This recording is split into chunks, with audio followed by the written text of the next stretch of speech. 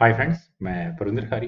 Friends, आज की हमारी गेम सन 2013 की है। 2013 वर्ल्ड चैंपियनशिप कैंडिडेट्स टूर्नामेंट। ये वही कैंडिडेट्स टूर्नामेंट है जहां मैग्नस कार्लसन फाइनल जीते थे और उसके बाद विश्वनाथन आनंद के साथ उनका मुकाबला हुआ था, जिसमें वे वर्ल्ड चैंपियन बने भी थे।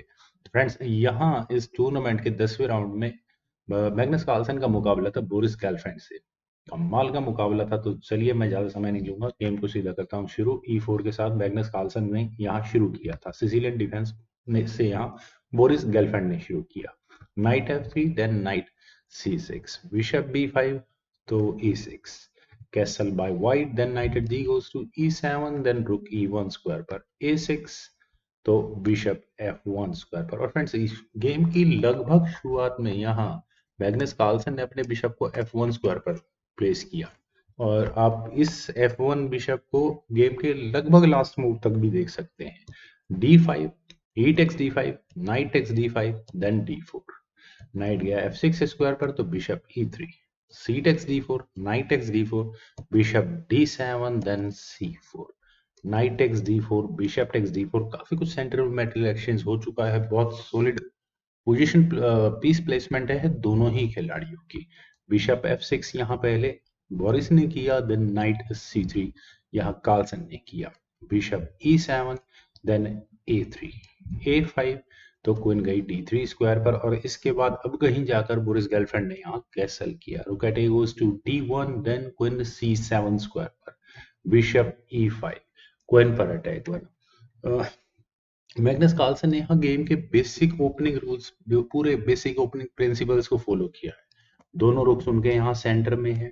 बिशप बिल्कुल सही ऐसे स्क्वायर पर है जो गेम में किंग की तरफ अटैक बना सकता है। इनफैक्ट जहां जहां क्वीन जा सकती है वहां ये क्वीन पर अटैक बनाने के लिए बिशप अवेलेबल होगा। और जैसे ही ये नाइट हटता है कहीं भी किसी भी स्क्वायर पर, तो बिशप का डिफेंस यहाँ इस B2 स्क्वायर तक भी हो सकता है। खैर, क्वीन गई B6 स्क्वायर पर, जैसा मैंने अभी कहा था कि यहाँ इस B2 पॉन पर भी अटैक है, लेकिन इस नाइट का सरप्राइज अटैक काफी डिफिकल्ट रहने वाला है।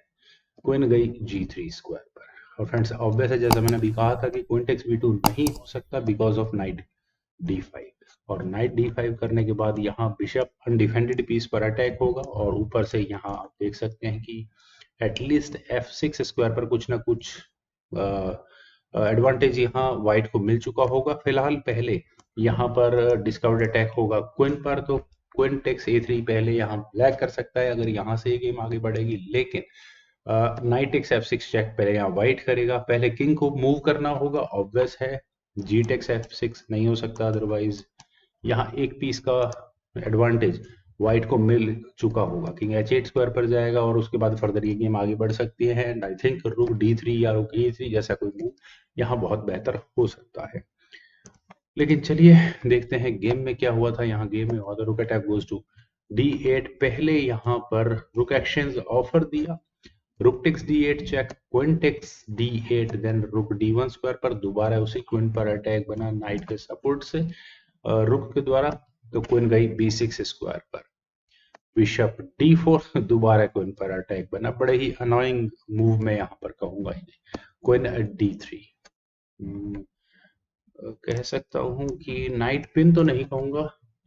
चलिए देखते हैं। रुक D3 यहाँ पहले मैग्नस कार्लसन ने किया और उन्होंने यहाँ कुछ ज्यादा ही जबरदस्त थ्रेट वापस लगा दिया। तो क्वीन C2 यहाँ पहले ब्लैक को करना ही पड़ा। मीन्स क्वीन को B3 स्क्वायर पर नहीं रखा जा सकता था वहां से। B4, A takes B4, A takes B4, then knight H5, queen पर अटैक बना। और फ्रेंड्स, ये बोरिस गेलफैंड का बड़ा जबरदस्त और मैग्नस कार्लसन ने आई थिंक इसको काफी बेहतर तरीके से मैनेज किया। उन्होंने यहाँ पहले अपनी क्वीन को E5 स्क्वायर पर रखा। कह सकते हैं चेकमेट की थ्रेट है और नाइट पर अटैक है। पहली नजर में जो मूव लगता है ब्लैक के लिए, वो नाइट को F6 स्क्वायर पर लाने का ही लगता है। आई थिंक यहाँ से ऑल इज वेल। लेकिन अगर यहाँ से ये गेम आगे बढ़ती है तो आप यहाँ देखिए कि चेकमेटिंग अटैक तो फिलहाल भी लगा होगा।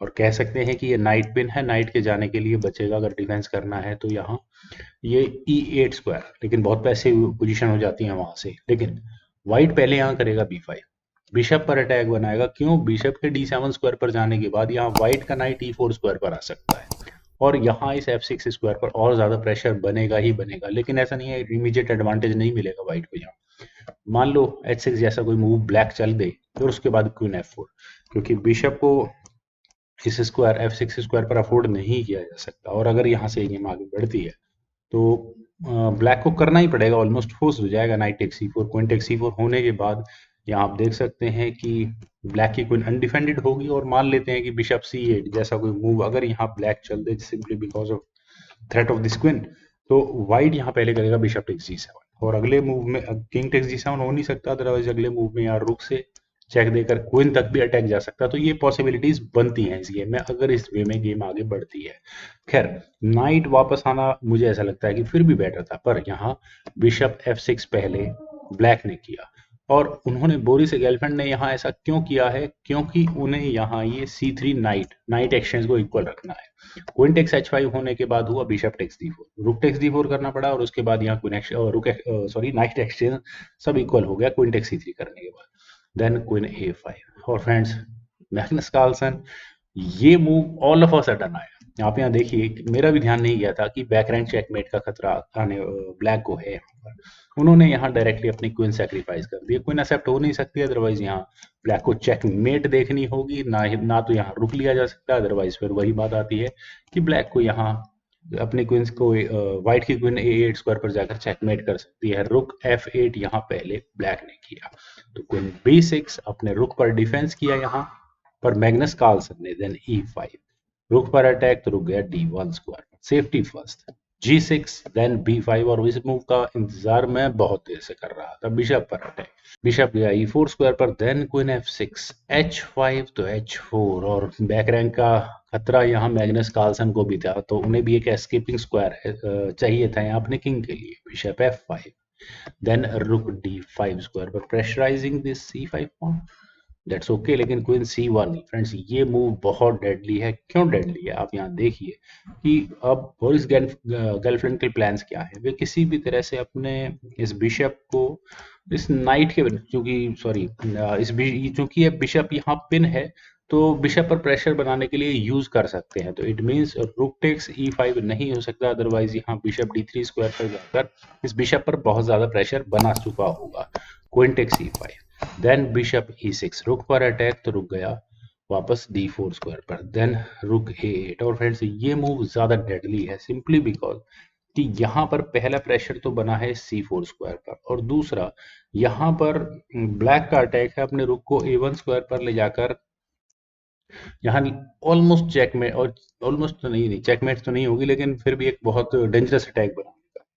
लेकिन यहाँ क्वीन E2 पहले व्हाइट ने किया, स्पॉन पर भी डिफेंस किया, और अगर ये ब्लैक का रुक A1 स्क्वायर पर आ भी जाए तो कोई प्रॉब्लम नहीं है। किंग गया H7 स्क्वायर पर, ब्लैक ने अपने किंग को H7 स्क्वायर पर लिया, देन रुक D1, क्वीन पर अटैक, क्वीन गई C3 स्क्वायर पर, then queen E4 rook A1 asking for rook exchange, rook takes A1 queen takes A1। I think जितना मेटेरियल एक्सचेंज यहाँ पर होगा उतना ही कार्लसन के लिए फायदेमंद है, और ऑब्वियस है अभी यहाँ ये B7 पॉन व्हाइट नहीं ले सकता, अदरवाइज यहाँ बिशप टेक्स C4 होगा, और उसके बाद यहाँ व्हाइट को अपना बिशप गंवाना होगा, तो C5 पहले यहाँ कार्लसन ने किया, देन क्वीन गई C3 स्क्वायर पर pressurising this pawn, but that's okay, queen takes B7।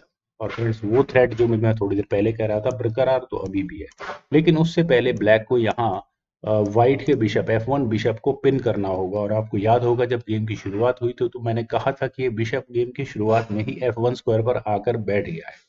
Exactly इस पॉइंट पर I think queen takes C5 तो फ्रूटफुल नहीं है, क्योंकि B6 देन ब्लैक के पास लिमिटेड ऑप्शंस हो जाएंगे, और उसके बाद दैट्स इट। यहाँ इस पॉन को सिर्फ 2 मूव लगेंगे क्वीन प्रमोट होने में। फिर फ्रेंड्स चलिए, यहाँ हुआ था क्वीन E1, और यहाँ पर पहले बिशप को पिन किया गया, लेकिन B6। और फ्रेंड्स, ये मूव कमाल का है, क्योंकि बिशप C4 तो आना ही आना है। यहाँ पर मैग्नस कार्लसन ने अपने बिशप को सेक्रीफाइस कर दिया है। क्यों कर दिया है? यहाँ व्हाइट ने पहले किया क्वीन F3। ये होती है कैलकुलेशंस फ्रेंड्स, अल्टीमेट कैलकुलेशंस है। अगर यहाँ इस पॉइंट पर बिशप टेक्स F1 किया जाए, बोरिस गेलफैंड अगर इस ऑप्शन को कंसिडर करते हैं, तो क्वीन टेक्स F7 चेक होगा, किंग जाएगा H8 स्क्वायर पर, then queen F6 check, king H7, और उसके बाद यहाँ कह सकते हैं कि व्हाइट पहले अपने किंग को मूव कर लेगा, और उसके बाद इन दो कनेक्टेड पासर्स को पॉन बनाने में मुझे नहीं लगता व्हाइट को बहुत ज्यादा प्रॉब्लम होने वाली है यहाँ से। खैर queen takes F1 check, king गया H2 स्क्वायर पर, then queen B1, but that अब कोई फायदा भी नहीं है क्योंकि B7 तो होना ही है ना, यही काम कार्लसन ने यहाँ किया। क्वीन B5, इससे भी क्या फर्क पड़ेगा, इसको पॉन को प्रमोट करने के लिए सी पॉन आगे पुश हो जाएगा C6, that was the move. Bishop D5, friends इस मूव का भी मुझे कोई ज्यादा खास फायदा लगा नहीं। क्वीन पर अटैक बना, ज्यादा से ज्यादा ब्लैक क्या क्या कर सकता है, इस सी पॉन को ले सकता है, लेकिन जैसे ही यहाँ मैग्नस कार्लसन ने अपनी क्वीन को G3 स्क्वायर पर रखा तो इट मींस यहाँ ये बी पॉन पासर के रूप में बनेगा ही बनेगा, चाहे यहाँ बिशप टेक C6 हो या क्वीन टेक C6। यहाँ पर व्हाइट अपनी एक क्वीन प्रमोट कर ही चुका होगा। फ्रेंड्स कमाल का गेम था मैग्नस कार्लसन ने। खैर उन दिनों मैग्नस कार्लसन अपनी बहुत जबरदस्त फॉर्म में भी थे, वर्ल्ड चैंपियन ईयर था उनका।